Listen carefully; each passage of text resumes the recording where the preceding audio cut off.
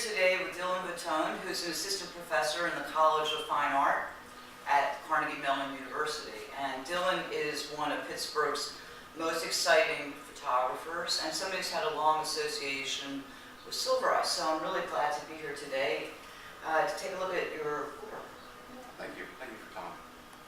Although you're using the panoramic format, you're using it in ways that are really not traditional in terms of how you're building the narrative or the scene in front of you. So could you talk a little bit more about when you go into editing, what you've done? What are those sort of things that you're looking for? For instance, in the work here with your bodybuilders, that was, I believe, done in Miami? Yes.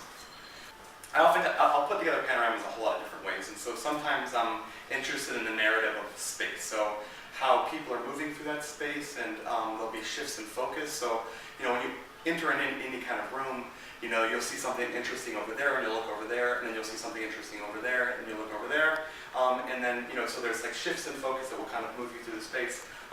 But, very interested in kind of documenting the life and the way people are moving through the space. And other times I'm just kind of interested in kind of the characters and kind of creating like a nice, beautiful document of the different people that are occupying this space. So a little less interested in the life of the space, but a little more interested in like kind of the people that inhabit the space.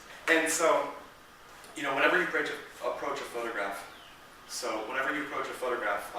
we always read it as one moment, and I think you still do that with my photographs, but then you start seeing that there's oftentimes a repeat of characters, and you realize that something else is kind of happening, and so it allows you to kind of engage with that story. Just you spend a little bit more time trying to pick it apart and look at it and kind of look at the different characters in the photographs. And so hopefully, you engage with it like a typical panorama you would, but then at the same time, you spend a little more time kind of trying to decipher it and figure out what else is going on in this picture. Can we talk, can you tell us a little bit more then, once you bring the images back to Pittsburgh, take us again through the process you go by to edit and then actually to print.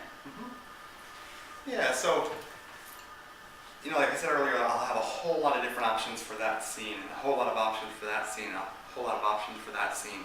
And historically, the Pittsburgh work and the South Boston work, I would have contact sheets, and so I could flip them over. So I know I want to photograph. I want it to function on this one. But so that would be there, and then I could have 15 different options for that. And then I would flip it up, and I'll be okay, that works. And then I kind of build my way out. So it would almost be like a pick your own adventure, where there was a whole bunch of different options, and then eventually I would figure out that works, that works, that works, and then I would take that down, and then I would then scan things in, and then output it. So I output using an Epson 9880 printer. Tell us about the final presentation, the choices you make in terms of both the image size and the paper size.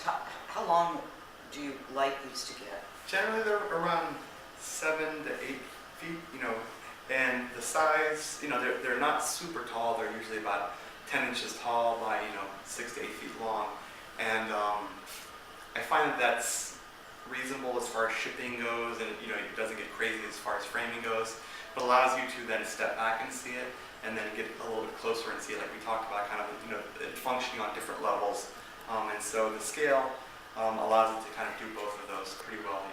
I've done a couple in the past where I blew them up much bigger, like 3 feet tall, that wrapped around multiple walls, but like the actual production cost for that starts becoming kind of a little bit too much to deal with. So this is kind of a nice compromise. And the experience of the viewer, as you mentioned, is quite different when you go to 3 feet by 20 feet.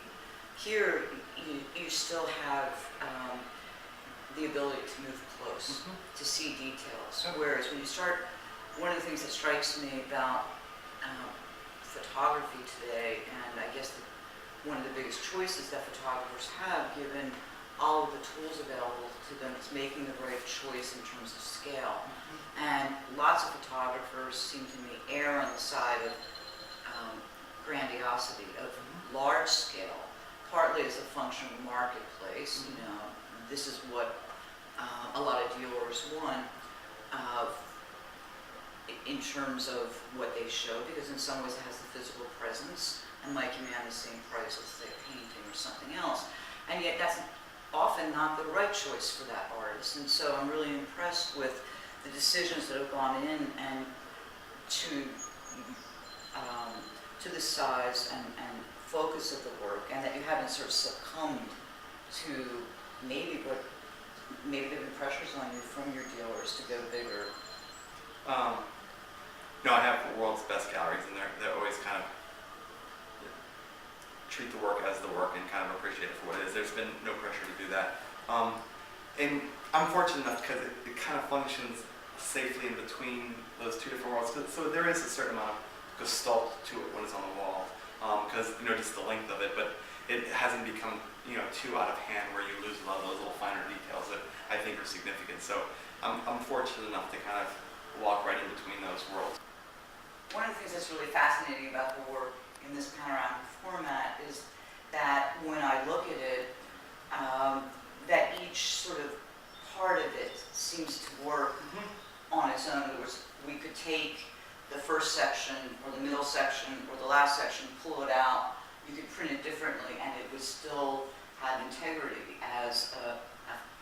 it would still have integrity. Yeah. And I wonder, is that intentional as you're constructing the images? Yeah, very much so. Like the format on a whole has oftentimes been about like the breadth of the whole entire space and moving your eye through the whole entire space, and I'm very much interested in that, like the micro versus the macro, and like kind of stepping back and absorbing the whole entire space, but then also being able to get close to it and kind of pick up the little details, like the way the person holds a fish for the camera, or the way that person's pointing at the other person making fun of them. So you get this whole entire experience, but you can also get in there and pick apart the little nitty-gritties there. And I grew up making street photographs, and like kind of that way things line up and that decisive moment has always been a big part of my photographs. And so the little qualities of the image and the way stuff overlaps with one another, it's always been a really important thing for me personally, to get that quality image within the individual frames, but then also make it